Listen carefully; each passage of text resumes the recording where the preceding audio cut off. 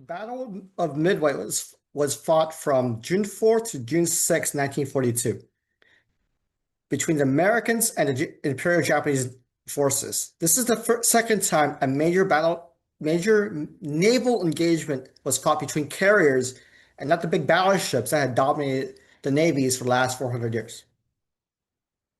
The broad stroke, the Japanese wanted to capture Midway Island as a jumping point to invade Hawaii. At the same time, the Japanese hoped to lure the rest of the American Navy out for one climactic battle, which is well within the Japanese doctrine called Kantai-Kessen. Literally, it means this naval fleet decisive battle. Meanwhile, the Americans had broken the Japanese code and set a trap. They would send all three available American carriers to a point just northeast of Midway Island. Let the Japanese commit to their attack. Let them think that we are not sure what they're doing. When the Japanese struck and committed themselves, then we would spring the trap. Fast forward 34 years, and the movie Midway was released. This was the movie, and probably the most important battle, about the most important battle in 1942. This turned the tide of the Pacific War, right? It was the last great Japanese offensive, and they lost big. After that, they were generally on the defensive as the American industrial mights created the Navy and trained the people to lead the force that would crush Japan in World War II. Problem is that this movie reinforced some myths that came out of the battle. And perhaps in cinematic history, it was also the first war movie I can think of that was either remade or reimagined, depending on your definition. In 2019, another Midway was released. And like the first one, this one had an all-star cast.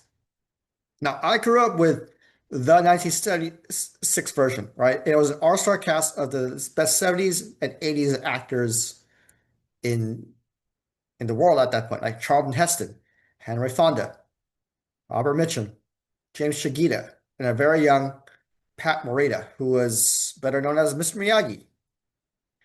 The 2019 also boasts an all-star cast, Luke Evans, whom I will always remember as Bard the Bowman from The Hobbit.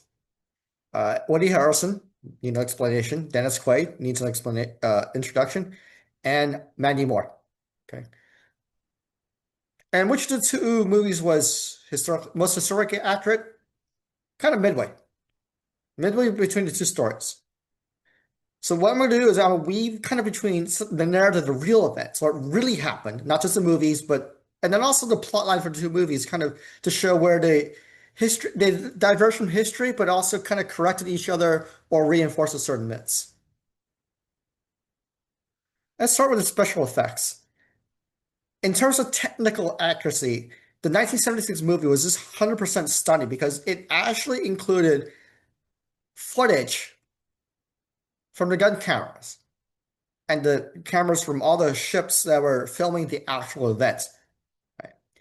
And it was not CGI because this is before CGI, it became big, right? The CGI back then was kind of very funky, but then when you could splice in actual historical footage and then you throw in extra special effects, like the sounds of planes crashing, the machines going off. Remember, this is back then, this is gun cameras fitted to ships and planes were complete silence. So whatever sounds they picked up was not as good as you would today with a full sound stage. Now, some of the ships none of the ships that were filmed live in the 76 movie were for the actual ships because all of them had either been sunk, converted, or now museum ships. And so the cameras had to be very creative as to how to film certain parts of the ship. They want to show that, yes, this is an actual warship, but not the actual warship of the 1970s, but of the 1940s. So certain things are a little bit newer, but you can be forgiven for that because you can't know who still has a 1942 radar set from available, right? You kind of use whatever you can on that whatever ship you have. There are certain things that you can see on each of the ships. It's like, no, that's not how they would do it back in 42 because it's all converted into in the 1950s and 60s. So it's kind of like, okay, so as I said, the cameraman had to be very creative, but that can be forgiven. Certainly for the Japanese, all those ships have been either sunk or just sunk or scuttled or scrapped. So to get an actual Japanese ship to film on, certainly in 76 is just not possible. So by contrast, all most of the scenes in 2019 were CGI. Okay, everything was in a soundstage. Okay, but on the other hand, they could depict the correct straight deck carrier. They could recreate it digitally, like this picture of the Kaga, one of the ships that was actually at the Battle of Midway, and you can recreate this entire ship digitally and accurately. The problem is that when I showed my dad the 2019 movie, he kind of got bored because he kind of A, he already knew the story, and B, he says, "Yeah, everything's CGI. I'm not too a huge fan of it because he too grew up on a 1976 movie, and not not just ships, but you can also recreate digitally a lot of the fighters and bombers that do not fly anymore or do not exist anymore. If you look at any of the entries on Wikipedia or Encyclopedia Britannica, you kind of see trying to list of all the surviving ship planes and fighters and bombers that are still available. Yes, it looks like it's a long list, but remember, some of these ships or some of these bombers and fighters they made like thousands of them, tens of thousands of them. So to find 32 surviving ones is kind of a miracle. And let alone, but now they even fly. They're all museums or they had to be converted to museums. So for them to fly in real life, it's not possible anymore. So that's why everything has to be CGI. Okay? The principal characters. Well, as you compare those who were actually there versus those who were created for the movies, there's a huge difference in some character parts of the 70s movies, and the other parts is like, yeah, everyone's about the same. Let me compare the first Charlton Heston's character in the 76 movie. He is 100% fictional. And he was not recreated in the 2019 version as Captain Matt Garth. He has a son who fell in love with a Japanese woman, but she's part of an internment camp. In internment camp, her family may be suspected of being Japanese spies and sympathizers, but she's like, no, I'm American like you. Why are you making a huge deal about it? And even in 76, I think they were still kind of dealing with just kind of the racist aspect of that part of this of history. Because as you know, there were never internment camps for Italians or Germans but of people of German or Italian descent, but Americans who were of Japanese descent were stuck in internment camp. So that's not right, and I think history has kind of corrected it, even though the law has corrected that too. But back in 76, this is still kind of raw. This is about 30 years in. Like in 2019, with the benefit of being about 70, 80 years apart from what happened. Edwin Layton, very important person, who was one of the staff intelligence officers that served for the Americans, and they kind of try to get the same. Patrick Wilson, who played him, to kind of look about the same kind of glasses, big goofy, and then it's a very kind of intellectual look because he was intellectual, but he was never included in the 76 version. He was actually amalgamated into the Charlton Heston character. Another principal character from the story was Lieutenant Richard Best, also known as Dick. And the problem is that yes, he was played a crucial role, but he was completely omitted or just kind of like hidden in the background in the 70s version. And so he doesn't really appear he plays a huge role for the Enterprise flight crew. Um, Whereas his character and his storyline is completely expanded, or at least harped, very much one of the principal characters in the 2008 movie, played by Ed Strain. I know him only from the Transporter reboot movie that kind of flopped, but that's the only movie I've seen in him besides Midway, so that's all I know about him.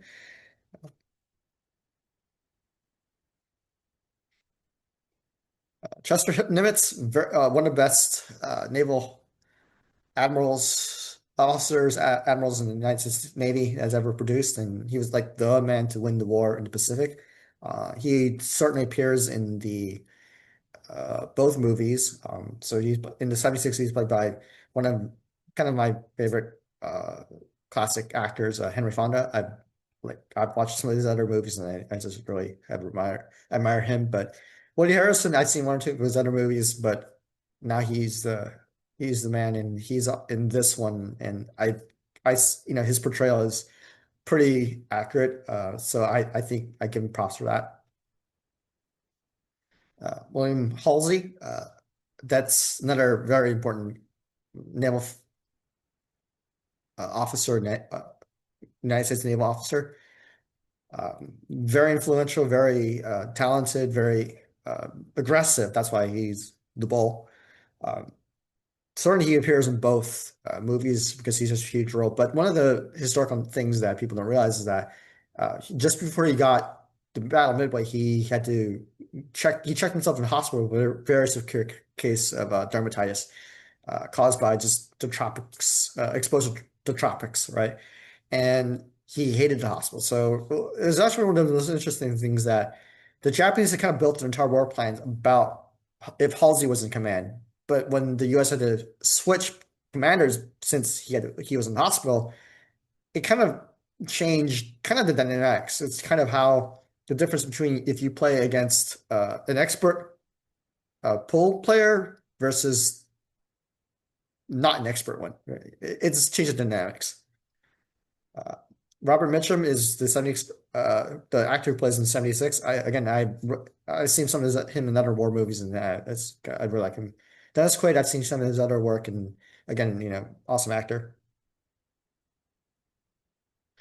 Ryan Spruance, a little bit kind of. This is one of those punches because Halsey was hospitalized. He turned command of Task Force 16 over to Raymond Spruance, who was not a naval aviator, but a very capable commander. And he appears in the both movies. But what I saw is that the 70s version, he has a bigger role, and then the 2000 version, I don't remember him as a huge role. So there's kind of like one of those switches where some other movies where the 2019 had certain characters which were more emphasized. This was kind of the flip where, it's very clear what his role is in the 70s version, and then in the 2009 version, is like, I don't remember him being there. Another important person was character is Commander McCluskey. He made his very faithful decision to as they're looking for the Japanese carriers, to follow this one Japanese destroyer back to its home fleet. And that was kind of one of those very important points in the movie and also in the war itself. But one of the things, it's also one of the situations where in 76, he wasn't really emphasized. He was there, but it wasn't like people were following him. Whereas in the 2019 version, his character, has a huge focus. He was one as a principal character.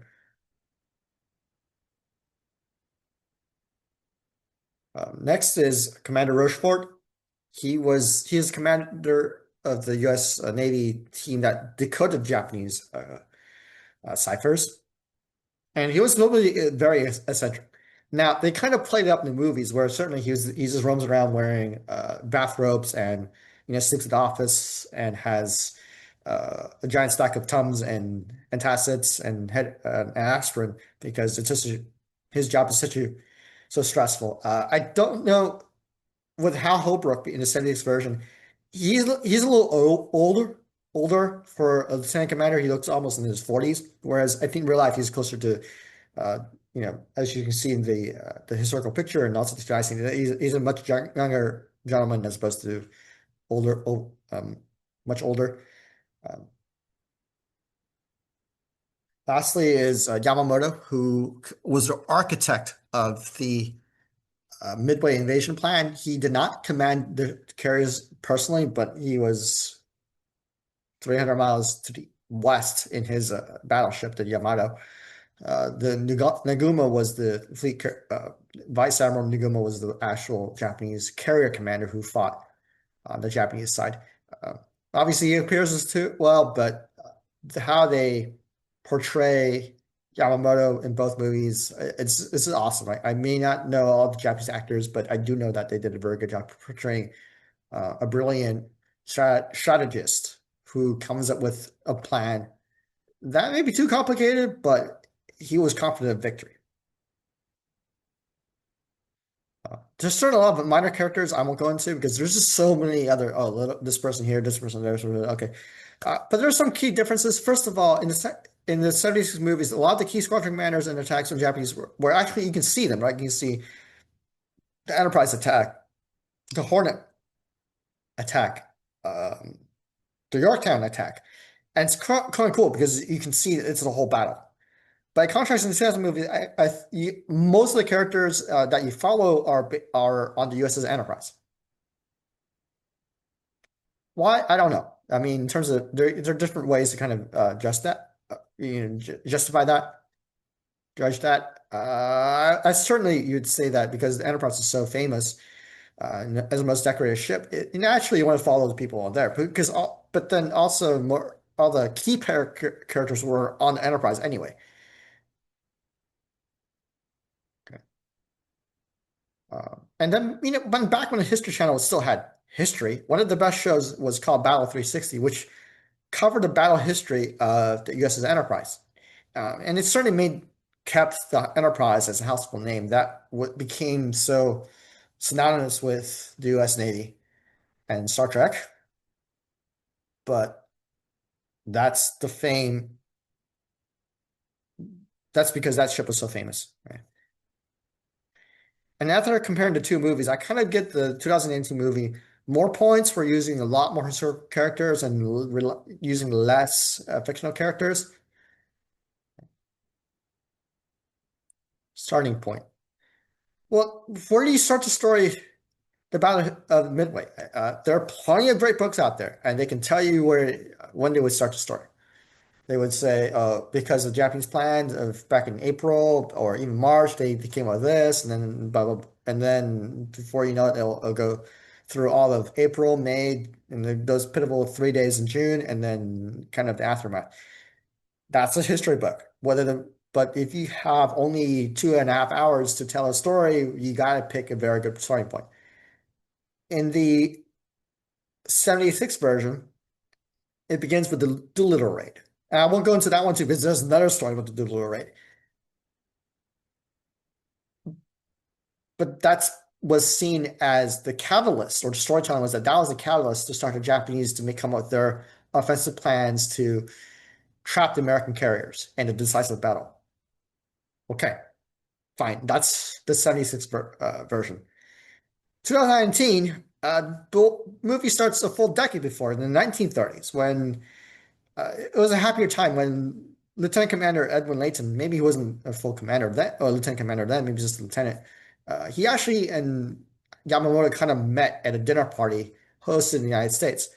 That where they kind of toasted each other and kind of built a little rapport. And this is back in the happier times when Japan and the United States were not at odds and they're not shooting at each other. And that's also in a way to kind of prove that Yamamoto had been in America. He kind of knew how the industrial might America could look like to kind of completely snow over Japan. So you kind of see this more, and both of them, both movies made Yamamoto likable. It wasn't just an evil version of Japan, evil version looking of a racist version of what Japanese would look like. If you look at some of the older cartoons from the 60s, 70s, and even World War II, like, how Japanese people were and Asians were portrayed as this squat, bandy looking, sallow, black hair with squint eyes with glasses. And yeah, it's a caricature. And now you don't have that. As you can see, the both movies kind of depict them as, upright men who made conscious, rational decisions in the context of war. And then you get Pearl Harbor in the 2019 version. And then you have more events in February 1942. And then you had the Doolittle raid, and then which is also expanded. And then you kind of skip Coral Sea, which The 17th version also skip, but they kind of mention it. And then you get to Midway. Ultimately, I both movies I thought were did very well to kind of deal with some of the issues of racism that and some of the racial overtones. Both of the movies kind of, as I said, just made people look rational. Right? Yes, they were on different sides of the war, but they made rational decisions based on the information they had. And certainly with some of the interracial romance in the 70s movies, I thought that was, yes, it was sensitive enough, even in the 70s when that wasn't really happening. And some of the rules on interracial marriages were just been ruled unconstitutional only about 7 years before that. So you can see it's just the tensions they have, and they kind of did it okay, better than DI, where they try to hammer you on the head. Yamamoto's story in 2019 version had a lot more nuance, especially when he was dealing with his army counterparts. If you know anything about Japanese military history in the 1930s, the Japanese in the army and navy kind of ruled the government. They kind of told the civilian governments what to do. Right? In theory, there was a civilian oversight of the government military, but in practice, it was the other way around. And both the army and the navy had come up with their own version of Japanese foreign policy. For army, they want to deal with China, maybe the Russians, and certainly the British and the Dutch. America, okay. Now maybe that's a gross simplification, but those are the priorities for Japan. You fool! You fell victim to one of the classic blunders. The most famous is never get involved in a land war in Asia, but only slightly less well known is this: never go in against a Sicilian when death is on the line.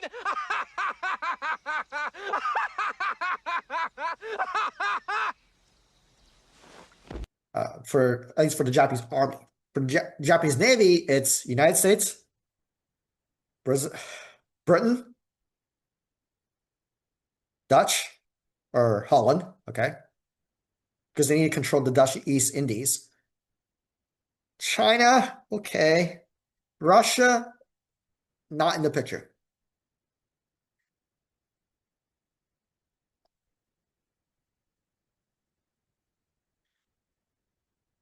So when the two branches were forced to cooperate, it was with a lot of reluctance. Okay, and not when Japan lost the Battle of Midway. Yamamoto didn't really want to reveal the catastrophic loss. Right in fact, they tried to cover up the story. They didn't admit that they had lost 4 carriers. They said maybe one was lost, and the survivors were forced into house arrest, or they were reassigned far away to other active combat zones in hopes that they would die in combat and didn't have to tell the families back home what really happened at Battle of Midway. And when the Japanese army found out, it's only because when the Japanese army asked for the Navy for additional transports and support, there was then that Yamamoto had to say, basically, no, you can't have those ships because they're now at the bottom of the Pacific Ocean.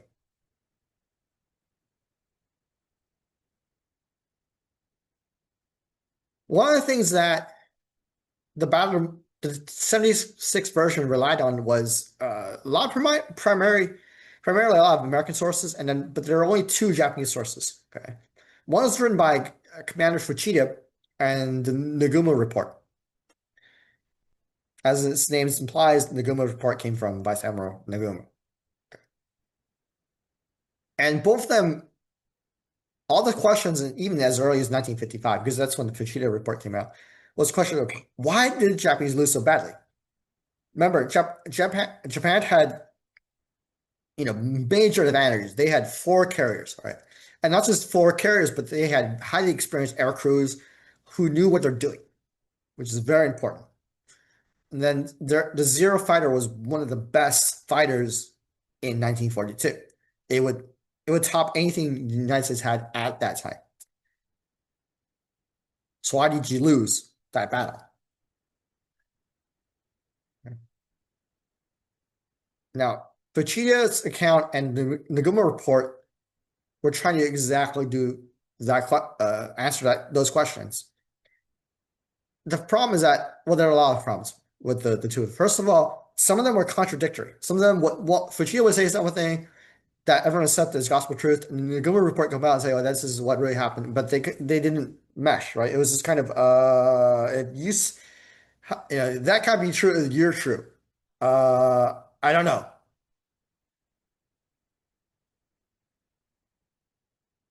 The second problem, the important problem is they the it was also a law of CYA. They want to make sure that, hey, we want to look good, right? Hey, we were a great team, but we just got unlucky. We got bad luck.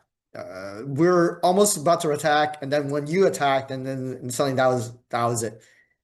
But it could have been, it was a very close margin. It's kind of like losing 4-3 in overtime. Kind of like that's kind of the impression that people want to convey. Hey, yeah, we lost 4-3 in double overtime. Right. It was a close match, right? It could have gone either way very quickly. No. The problem is that until Fuchida and the Naguma report were in English or had translated in English, and that was the only primary sources from the Japanese side for 50, 60 years.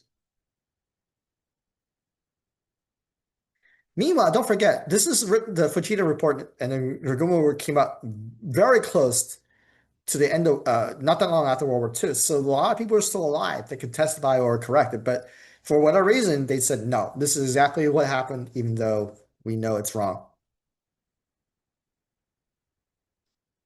Above all, remember, the Japanese did not realize the Americans had broken their code until much, much, much later. Right? They kind of suspected, hey, we got to change our code, but it wasn't as huge priority.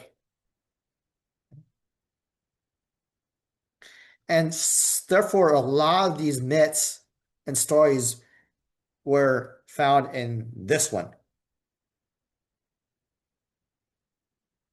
And you can, if you watch the 76 movie, you can hear one of the lines, hey, we cut them with the pants down, deck full of aircraft. And that's not true. And I'll explain why that's true later. In 2005,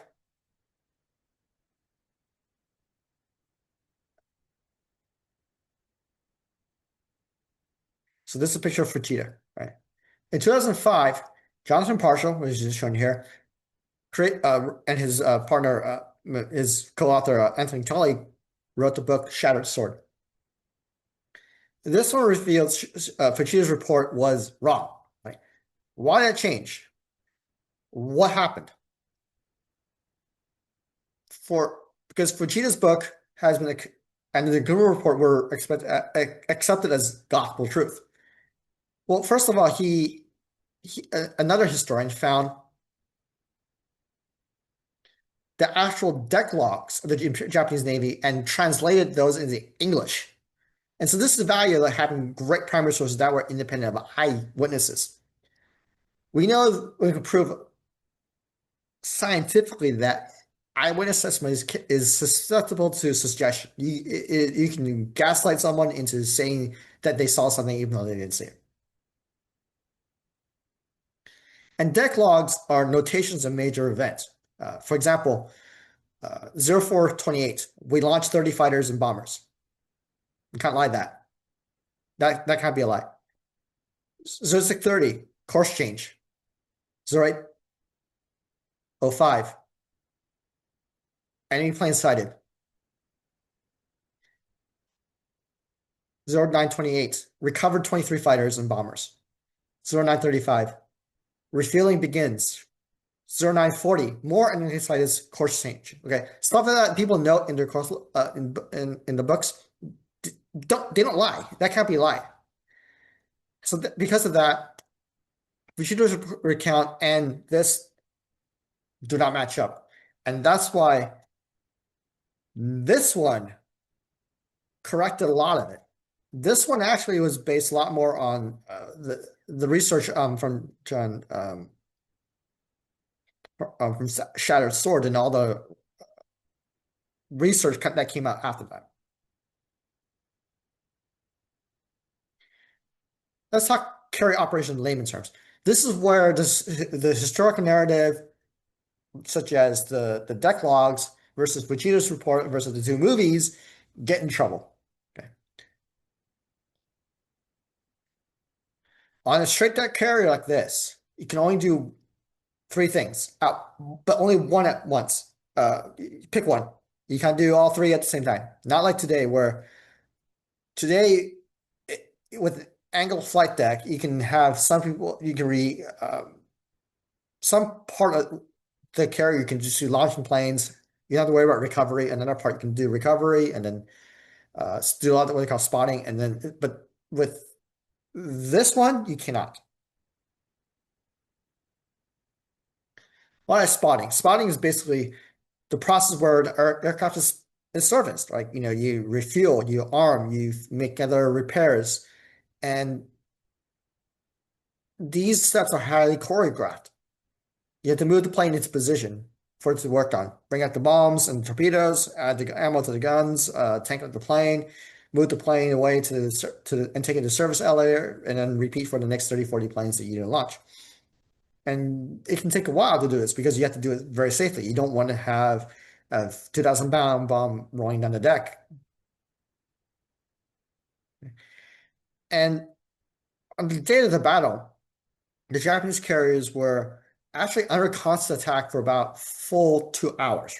Right? Every time they got attacked, they had to make a course change violently, often, and then came back, and then and then they could start doing the work. So imagine being interrupted all the time, right? You cannot be loading torpedoes, and then you have to pause because there's the ship is attacked. You have to make a turn again, so you make sure the torpedo hasn't rolled anywhere. Okay. Can't do that. It's one or the others, and so therefore the Japanese timetable got kept being pushed back and further back. Originally, they should be done by 9:30. Eventually, it became 10 o'clock, which became 11, and that did not help when the climactic attack when at about 10:30, 10:20, 10:30, when all the dive bombers came in and just blasted 3 to 4 carriers, the Japanese were still working below decks. So therefore, if they were spotting, they would not have decks, planes on the decks. They would have to do everything. The Japanese did everything below in the hangars.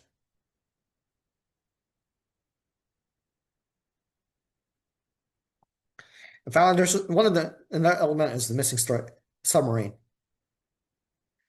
And the 76 movie, one of the most crucial moments, as I said, was when the USS dive bombers from the USS Enterprise found a Japanese destroyer in a certain empty patch of ocean. Guessing that it was part of a larger formation, McCluskey made the fateful decision to follow that destroyer back home. And that ship was later identified as the Arashi. And sure enough, the Japanese carriers were there, and the rest is history. But in the 76 version, why was that destroyer there? It didn't show. It didn't say. There's no dialogue. There's nothing about it. And in the 2019 movie, and also in History Channel Battle 360, the answer is revealed. It was hunting American submarine called the USS Nautilus. This American submarine had to remain submerged and was doing its best to pretend to be a hole in the ocean. This is not the American submarine that you're looking for. You don't need to see his identification. We don't need to see his identification. These aren't the droids you're looking for. These aren't the droids we're looking for. He can go about his business. You can go about your business. Move along. Move along. Move along. And in the 2019 movie, the USS Nautilus and the battleship Arashi, with the destroyer Arashi, it's just fully shown. And so this kind of makes the narrative much more complete, whereas the 76 version either had seen it, but they kind of cut it because of time. I don't know. Storytelling can be, because if your movie's already 2.5 hours, you can probably cut a few scenes that are not worth it and kind of get to where you need to be. Whereas some of the older movies like The Ten Commandments, where it's expected to be 4 hours, because that's as long, and people had a longer attention span back then. Sure, but 2019, you can't have that. The other question I have, at least for the 2000 version of movie, is the final attack on the Hiryu. Now, dive bombers are one of the most terrifying weapons of World War II. First of all, it's very hard to shoot them down because they change altitudes so quickly. Right. Second, they can carry a lot of payload. That is very versatile. That doesn't mean them very make them some of the best planes of weapons delivery systems of World War II. And third, it just requires so much skill to dive 70, 80 degrees straight down and drop a bomb on a small moving target. Even the carriers, while they're big, it's still a small patch of ocean until you get to 700 feet, 800 feet, and now they're like, yeah, okay, that we can see it. And the fact that with a dive bomb, you kind of have an extra benefit of having just the kinetic energy kind of hit.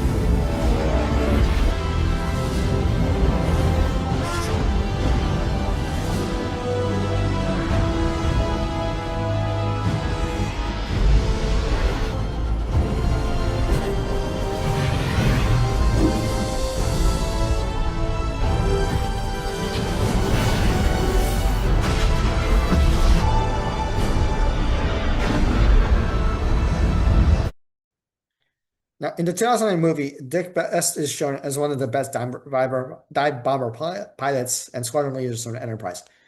On June 6th, he led the attack on the Hiryu with also surviving bombers and from the two other carriers that were still operational.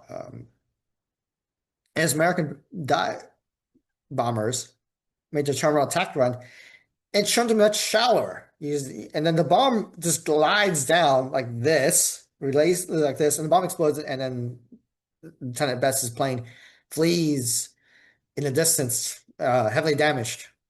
And that's not probably how it works because it didn't, it negated all the damages of having such a terminal attack run. And I have a problem with that part. Because I mean, shallow attacks, glide attacks are very doable. It's just not the way that why you fly a dive bomber or how you use a dive bomber. And furthermore, the Hiryu was fit by 4 bombs, and it only showed kind of 1, maybe 2. Eh. Look, I know 100% accuracy is never possible with when making war movies, okay? Or anything historical. There's always going to be liberties. There's characters will be combined. Others will be created for the story. And certainly newer historical movies will have the benefit of having the more recent historical scholarships to back it up as the world building. And consider what John Parshall did in Shattered Sword that kind of made almost everything about the 70s movie almost incorrect, right? Remember, I grew up with that movie in 2019 when I saw Midway. I grew up with the Charlton Heston version. And even after knowing, oh yeah, the Fuchida's lies in his book, lies of CIA versus the actual historical documents, when you put them together, it's like, yeah, no. And that was what I would see in my mind's eye before 2019, even in the 76 version. It's just there's certain mystique about it that you can't get away from, especially how well it did in terms of its CGI for its time. I hope this video kind of helped explain some of the key differences between 2 movies and also its similarities or dissimilarities with the actual historical narrative. Thanks for watching Skinny Files. Like and subscribe.